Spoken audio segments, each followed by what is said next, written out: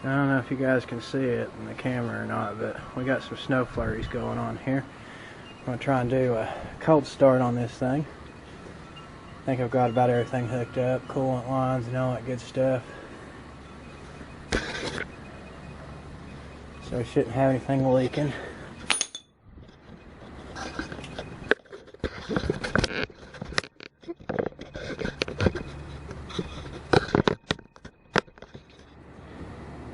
I'm going to give it some glow plug before I crank on it because it is cold. It's in the 30s.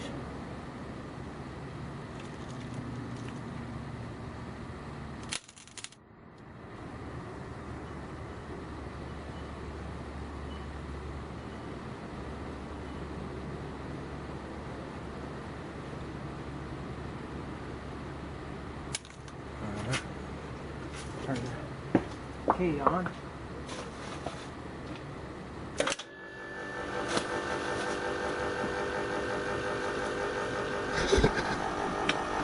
And here we go.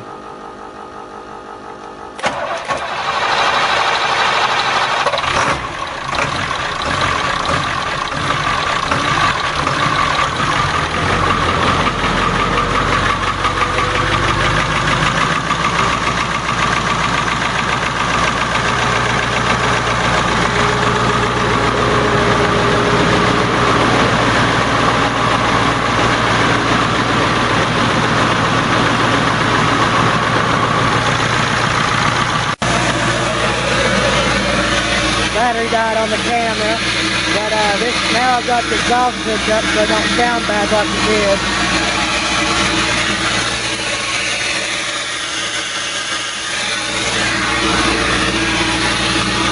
That noise you hear is the exhaust back pressure valve doing its job, trying to help the engine warm up.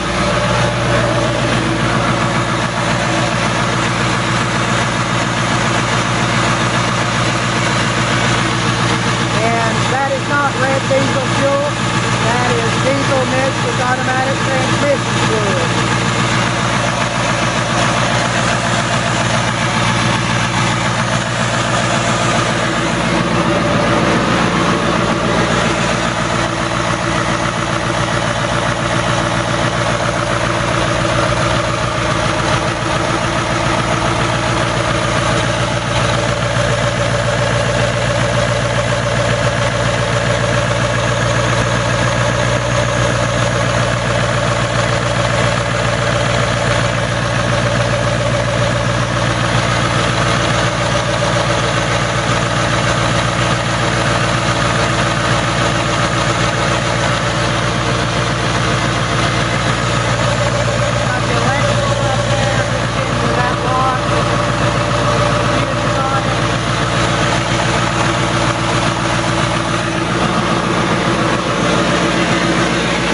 Back after it's warmed up a little bit and we'll give it some throttle. Alright, so that truck's been running about 45 minutes or so now. Got the high idle set on it.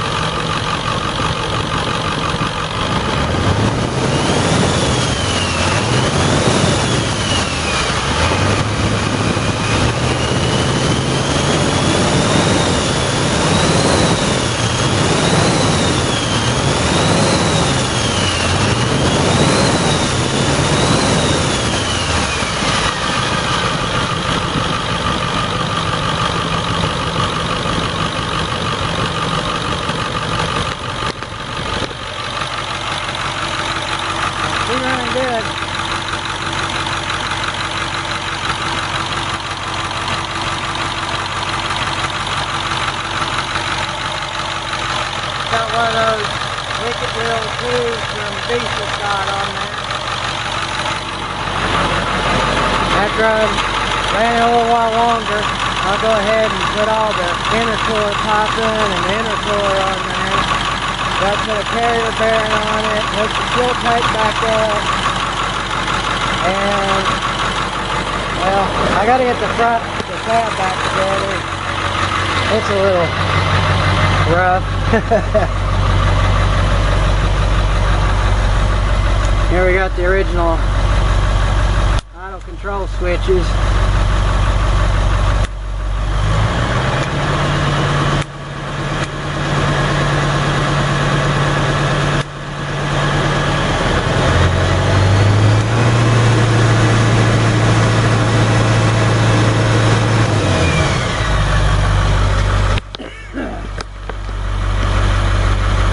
Oh yeah, and I gotta fix the mount for the go pedal. Right here it is in my hand.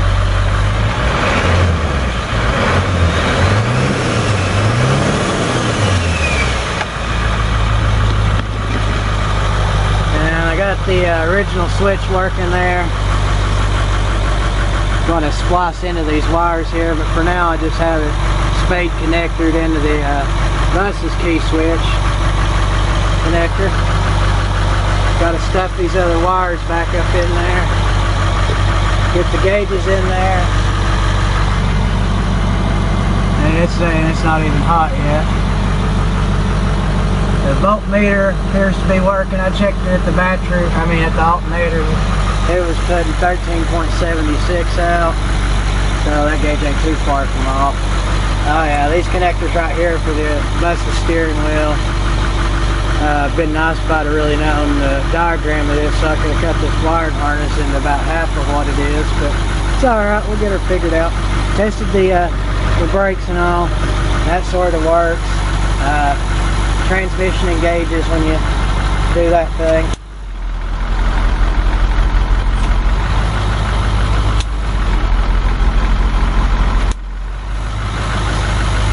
I put the steering wheel back in, which is probably one of the easiest things I got left to do. But thankfully, these key switches have auxiliary connectors here. I'll show you the one out of the bus. It's exactly the same. So I just, let's see here. Yeah, there's the ignition side. I just tapped into the extra too, because it just uses this one, this one, this one, this one, and this one, and this one. So it just uses 6 of them that's on here, and that guy right there is a ground. For what, I don't know, but okay. There's no light or nothing on it, so I'm not sure why they had that. I'm going to use the truck's original bracket for the go pedal. I'm going to have to cut it down the size a little bit and bolt it to that and stick it up there where it originally was. Down here, that there's 2 black boxes, but right there's the plain PCM for the computer, and then there's some black box on the other side. I've not seen that before, so I'm not sure exactly what all that does. It might control the high idle and all that. One thing I did realize when I was working on this is purple wires definitely mean it runs to the PCM, for sure. And the IDM is separate on this, unlike newer buses. They have it all built in and bolted to the engine with the PCM. The IDM's around here on the front. Kind of like it was on the original.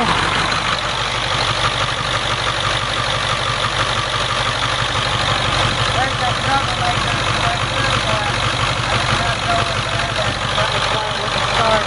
earlier when I was done,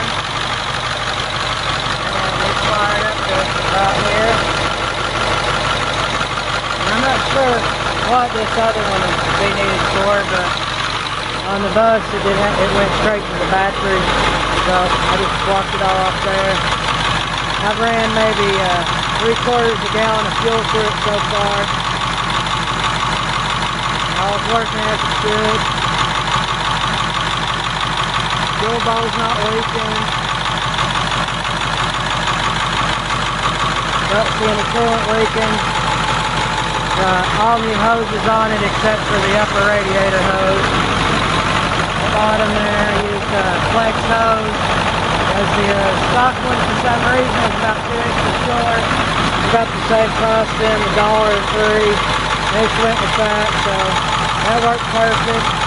Anybody that needs to know, it's a 2.5 inch inner diameter by 17 inches in length on both connections. I refilled the reservoir here with some 30 weight. The reservoir is for the high degree low bottom the steering box, and it runs up here into the brake master. Nearly turn on the brake master. You pull it on there. The customer told me to leave this right here alone, so I did. I offered to braze it up, but he's right. It might have not really made a better fix than that. We say second to radiator shop to have that all done.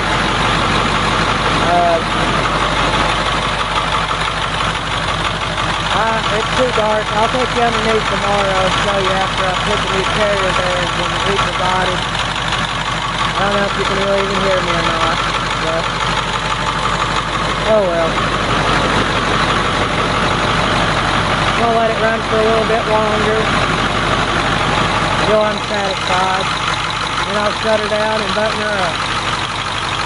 So next time I release a video will be the test drive on this stuff. I can't wait for that. Alright, now that it's good and warm, I'm going to shut it off and do a restart.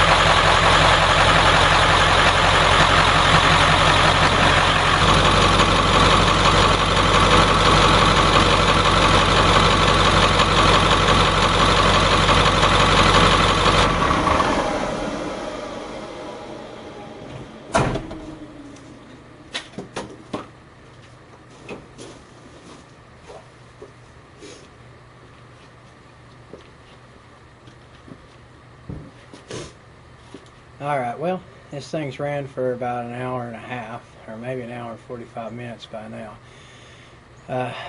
Closer to 2 hours than an hour and a half, really. So, no leaks, other than the fuel I spilled over here dealing with this jerry can. Poor man's jerry can. Anyway, I want to thank you so much for watching this video. And I've got plenty more on this thing, working on 7.3s, whether it's International T444E or the 7.3 Power Strokes that Ford's got in their F-Series trucks. Check them out. There's a playlist on the front of this channel. Have a good. So I just shut this thing down.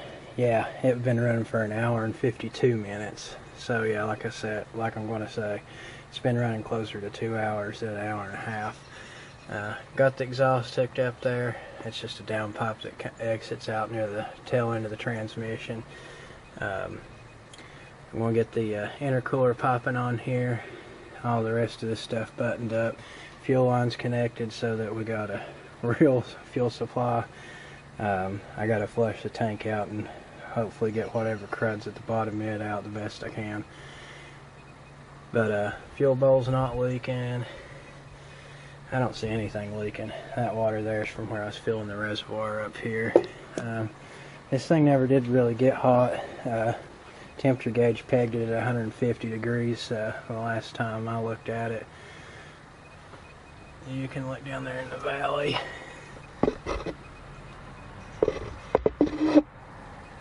There is a little fuel or something or another down there. Earlier, this return line right here wasn't wasn't tight enough, so I got that tightened down. But no leaking at the cap or any of the fuel lines that I could ever spot. Everything's all clean and hunky-dory. I'm going to straighten up the wire a little bit more, best I can, get it away from that turbo.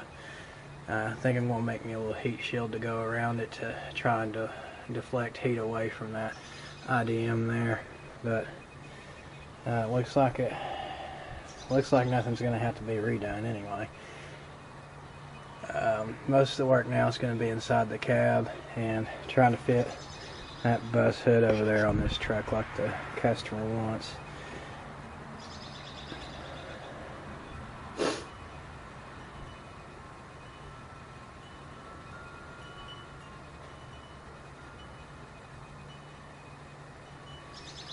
So, yeah. That is such a cool compressor wheel that they make. It's a little pricey for just a machined piece of aluminum, but yeah. Read on the forums and stuff.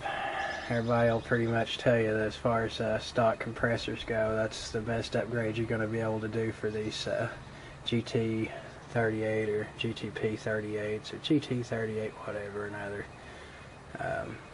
They will fit on the school buses, yes. It's the same turbo that you'll find on those Power Strokes.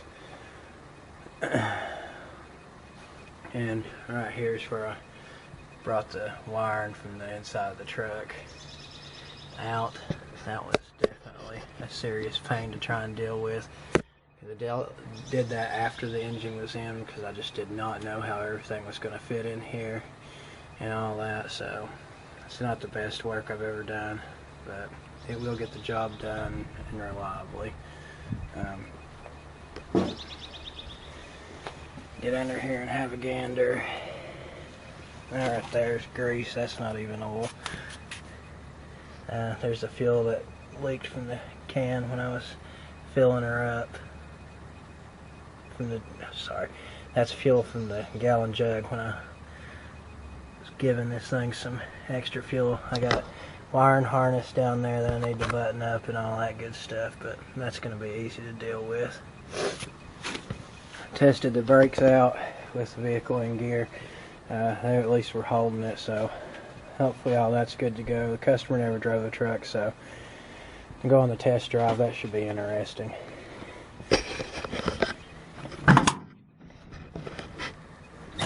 There's the new carrier bearing I'm going to stick in there for him. I'll get that done either this evening or tomorrow. Thankfully, this style, it's not one of those that you have to cut the drive shaft to put it on there like some of the others on trucks are. But anyway, I'm pretty excited for the guy. This is going to be a nice upgrade for what this truck originally was with that 6.9 liter IDI. And stay tuned, guys. We're going to find out eventually why this thing right here locked up. No, I don't really know why. I know you're just wondering if I've got an idea, but I do know that there is water in the oil, or there's just a ton of oil in there, because when I drained the coolant out of this thing, oil came afterwards. And if you tip this thing the least bit forward, oil comes out down here at the dipstick tube fitting, which I can't really even see it here either to give you a good clear shot. But anyway, the oil level ain't supposed to be that high in these engines, so. And I've also got to rescue the Allison AT545 I swapped with him. But if y'all need some 6.9 parts, I guess the injectors and the fuel pump on it will be good, as well as the alternator, the hydro boost pump, maybe some brackets that was on there. We'll take the heads off and see if we can't drive the pistons down. It's just going to be kind of a halfway nightmare to get this transmission off here. But kids are going to enjoy this project because it's just something we don't really have to take any serious care about other than just pulling off the parts we want to salvage. Like I said, hopefully I can get that bus hood there to go on and not have to put his poor beat up original hood back on there that's been rigged. So definitely excited about all that. The radiator never did get really that hot. The hottest part was the coolant recovery tank, and we're going to have to get a new radiator cap, I suspect, too, on top of that, but who knows.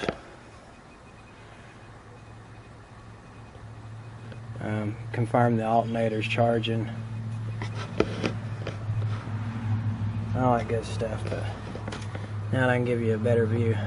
This bracket right here, this cross member that the engine bolts to, that's the one on the side of the bus that came along with the engine, so it was an exact fit even down to where the bolt holes were. So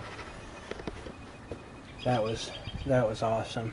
So if you are planning on putting a 7.3 in one of these older 80s International trucks, at least if it had the 7.9 in it or the 7.3 IDI, it's going to be a straight up bolt and go.